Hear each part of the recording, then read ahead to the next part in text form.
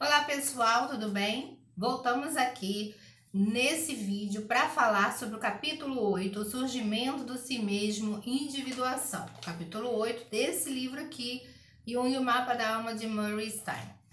Bom, resumidamente, porque falar sobre processo de individuação não daria conta num pequeno vídeo como esse, mas eu pincelei as principais passagens aqui desse capítulo para compartilhar com você.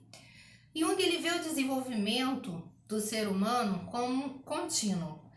Tem a primeira metade da vida e a segunda metade da vida. Como que funciona? O ego infantil emerge das águas da inconsciência e o seu crescimento, expansão e crescente complexidade e poder coincidem com o crescimento e desenvolvimento do corpo físico que o aloja. O desenvolvimento psicológico que cada um de nós passamos ao longo da nossa jornada aqui na Terra, Jung chama esse processo de individuação. Cada etapa da vida há constelações de instinto e arquétipo, as quais resultam em padrões de comportamento, sentimento e pensamento. A primeira metade da vida seria o desenvolvimento do ego e da persona. A segunda metade da vida seria a integração da sombra, ânima, ânimos e do self.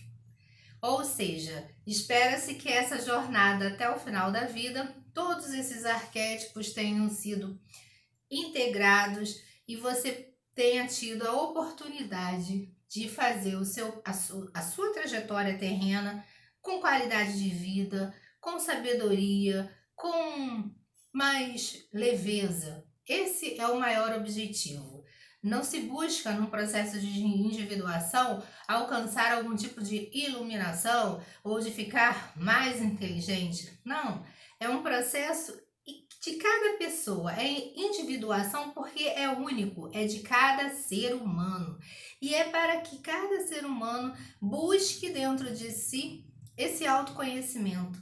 Mas só vale a pena para você transformar a sua própria vida, ter mais saúde, mais qualidade de vida, buscar alinhar o que na sua vida não está bem. É para isso que serve o processo de individuação. Então, o que acontece é que na primeira metade da vida, como eu já disse, há o desenvolvimento do ego e da persona. Por quê? Porque se você parar para pensar, você nasce, começa a engatinhar, começa a andar e começa o seu processo de aculturação, né? É inserido primeiro na sua família de origem, depois você vai para a escola, você vai conhecendo outras pessoas, o seu mundo vai se ampliando. O que acontece é que durante parte da sua vida, você é ensinado a buscar sucesso, a ter dinheiro, ter status, ou seja, você tenta adaptar a sua essência, a sua realidade externa, dentro da cultura, do país, da sociedade em que você vive. Ou seja, você aprende desde muito jovem que você precisa estudar para você ter sucesso profissional, para você ser alguém, para você ter dinheiro, você se destacar, conseguir um bom trabalho, ter bastante retorno financeiro. É isso o que nos é ensinado ao longo da vida. E na segunda metade da vida, o que acaba acontecendo?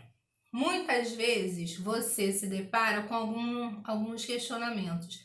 Será que valeu a pena tudo isso, tudo que eu fiz até aqui? E é muito comum na segunda metade da vida a pessoa dar uma guinada e mudar às vezes de carreira, às vezes sair de um emprego estável e empreender, ou ir fazer uma coisa que ama fazer e nunca teve oportunidade, enfim. Essa mudança de um polo para o outro da psique, isso tudo faz parte do que nós vamos entender aqui como sendo esse processo de individuação. Dentro do livro, Murray Stein explica que existem 5 etapas da consciência. A primeira etapa, ele chama de participação mystique. E ele tira esse nome do Levi Bru, que foi um arqueólogo. Esse arqueólogo pesquisou como que funcionava a interação inspiração nas tribos, nos seres chamados culturalmente mais primitivos. E aí, transpondo para a psicologia, o que essa etapa quer dizer? Quer dizer que o bebê ele não sabe se distinguir, ele não sabe onde ele termina, onde que a mãe começa. Essa primeira etapa da vida é muito interessante porque o bebê ele é totalmente dependente do seu cuidador, seja o seu cuidador sua mãe, seja seu pai, seja alguém, né, da família. Então, no começo, há uma totalidade inconsciente. Essa é a primeira etapa da consciência. No final, lá na última etapa que eu vou falar para vocês vão chegar à conclusão que o sentido de integração ocorreu e que aí a totalidade passou a ser consciente. Mas essa primeira etapa aqui, nós estamos dentro de uma totalidade inconsciente. A segunda etapa, há projeções que são localizadas. Então, nesse momento, o bebê ele já sabe distinguir entre o que é dele e o que é do outro. Ele já sabe falar eu. Ele já diz, eu quero água, eu quero bala, eu quero brincar. Ele já sabe se diferenciar do outro. Ele já sabe essa noção de dentro, fora, de interior, exterior. Ele já sabe que ele tem um corpo, que a mãe dele tem um outro corpo. Então, durante a infância e adolescência, existe esse processo de aculturação, de adaptação, onde a criança ela recebe as influências de pai, de mãe, também dos professores e da escola, e aí começam as projeções arquetípicas. Quando a criança é pequenininha, ela projeta a onipotência e a onisciência, ou seja, a criança acredita que o seu pai e que a sua mãe são verdadeiros super-heróis e super-heroínas, ou seja, são seres dotados de grande poder, de grande sabedoria. E o que acontece? Quando chega o período da adolescência, esse adolescente ele começa a estabelecer outros tipos de contato com grupos, e aí, muitas vezes, o que se chama de adolescente rebelde é aquele que começa a entrar em conflito, porque começa a cair a ficha de que aquela onipotência, onisciência que ele acreditava que seu pai e sua mãe tinham, na verdade era uma grande falácia, e não é. O pai e a mãe são apenas seres humanos, como qualquer outro. E muitas vezes esse conflito gera no adolescente aquele período, aquela fase da rebeldia. Então, muitas vezes, o que acaba acontecendo é um deslocamento dessa projeção. Então, antes o que era projetado nos pais passa a ser projetado em figuras externas, sejam artistas, sejam algum tipo de ideologia ou de símbolo. E nessa fase, muitas vezes, nós temos vários conflitos entre as gerações de pai, de filhos, muitos conflitos que os pais ficam totalmente perdidos sem saber como lidar com essa criança, que até há pouco era uma criança e agora se transformou num adolescente e contesta tudo que os pais falam. Antes os pais se sentiam amados, idolatrados, e de uma hora para outra esse adolescente começa a bater de frente. Essa é mais uma etapa do desenvolvimento da psique, que faz parte do desenvolvimento desse jovem, desse adolescente. Aí nós vamos para a terceira etapa, que é a etapa de projeções de material inconsciente. Então, a projeção se transfere do pai ou mãe humanos para uma figura abstrata, muitas vezes mitológica. Nessa etapa, é uma etapa onde a pessoa busca se identificar com algo maior, com alguma projeção, alguma ideologia mais poderosa, mais forte. A quarta etapa da consciência, há uma extinção radical das projeções, mesmo na forma de abstrações teológicas e ideológicas. Então, o que acaba acontecendo? Para Jung, o centro vazio é o homem moderno em busca da sua alma. Na quarta etapa, o que acontece meio que é aquele período onde a pessoa começa a se auto-questionar se valeu a pena, se não valeu a pena, se até aquele momento da vida dela, ela conseguiu realmente tudo que ela queria, e se conseguiu, valeu a pena o esforço, lutar tanto para ter o que ela conseguiu. Então, nesse momento, na quarta etapa, começa a surgir na psique das pessoas essas questões que são chamados sentimentos da alma, como propósito de vida, imortalidade, origem divina. São questionamentos filosóficos, muitas vezes, que fazem com que as pessoas comecem a buscar dentro de si algumas respostas. Nesse momento também é importante destacar que os deuses já não habitam nos céus e os demônios estão convertidos em sintomas psicológicos e desequilíbrios químicos cerebrais. Ou seja, nessa etapa acontece muito da pessoa que não dá conta de sentir frustração, de sentir um vazio existencial, buscar ajuda na medicina, na psiquiatria e na medicação. Muitas vezes a pessoa se medica, começa a tomar remédio para dormir, a tomar remédio para controlar a sua ansiedade, a controlar a sua depressão, enfim, tenta medicalizar as suas emoções, porque não está conseguindo dar conta de tudo sozinha. Haveria então nessa etapa uma fase de inflação do ego. O ego ele se torna o único árbitro de certo e errado, verdadeiro e falso, belo, feio.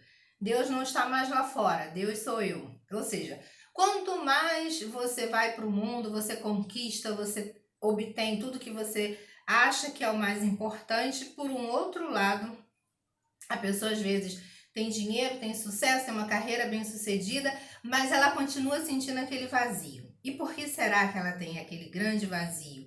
Esse vazio ela tenta preencher. Muitas preenchem com álcool, com drogas e com medicamentos. Isso é o que nós vemos no nosso dia a dia aí, rotineiramente. E o porquê que isso acontece? Isso acontece porque, num primeiro momento, numa primeira metade da nossa vida, como o nosso ego foi para o mundo para conquistar, para conseguir obter bens materiais e resolver a vida, ele começa a se sentir forte, poderoso e achar que ele não precisa de mais nada, que ele por si só se basta. E é aí que começam a surgir as grandes questões, né? O grande calcanhar de Aquiles, onde a pessoa tem tudo, mas se sente um total frustrado, fracassado, não se sente feliz, não tem bons relacionamentos, não consegue interagir bem com a família, enfim, há um vazio muito grande. E aí é justamente nessa fase onde a pessoa costuma buscar uma introspecção. Muitas vezes, através de uma análise, de uma terapia, a pessoa vai buscar entender o porquê desse grande vazio existencial, se ela conseguiu tudo, se ela tem tudo materialmente, ela seguiu todos os scripts que a sociedade impunha de crescer, estudar, ter uma boa carreira, ter uma boa casa, um bom carro, ter dinheiro no banco. E aí, ela tem tudo isso, ela fez tudo, mas ela continua com aquele vazio dentro dela. Então, geralmente nessa quarta etapa é o momento onde a pessoa vai buscar uma ajuda externa, seja através dos médicos, seja através da psicoterapia. A quinta etapa é um desenvolvimento na segunda metade da vida. Há um reconhecimento consciente da limitação do ego e uma clara percepção dos poderes do inconsciente. Nessa quinta etapa, aquela pessoa que sempre foi muito voltada para o concreto, para o objetivo, para o aqui e agora, para o ego, ela começa a perceber que tem alguma coisa que faz falta e que ela precisa começar a dar mais atenção. Jung chamou de função transcendente e o símbolo unificador a uma forma de união entre o consciente e o inconsciente. O que acontece, gente, é muito simples de entender. Se você foca os seus objetivos e tudo na sua vida apenas para o ego, o que vai acontecer é que você vai deixar de lado esses conteúdos do inconsciente que vão te visitar casualmente através de sonhos, de imaginações, de insights. E muitas vezes você faz o quê? Deixa para lá, ignora solenemente. Chega um determinado momento que tudo isso que estava dentro de você, que você não quis se importar, não deu a menor importância, isso começa a virar sintoma. E aí a pessoa começa a não dormir bem, a pessoa começa a ter algum tipo de sintoma físico, ou então emocional, começa a ter muita ansiedade, começa a ter depressão, enfim, acaba adoecendo de vez. Então, aqui no livro, deixa-se entreaberto uma possível sexta etapa, que Jung teria falado, que seria a etapa da consciência, onde se toma consideração numa ampla relação entre a ecologia, a psique e o mundo. Isso tem a ver com o que Jung trabalhou num livro que ele publicou com Wolfgang Pauli, que era um físico, e muitos desses conteúdos estão no livro Aion. Então, aqui, o que eu quero, para finalizar, é dizer para vocês que essas 5 etapas da consciência, quer você queira, quer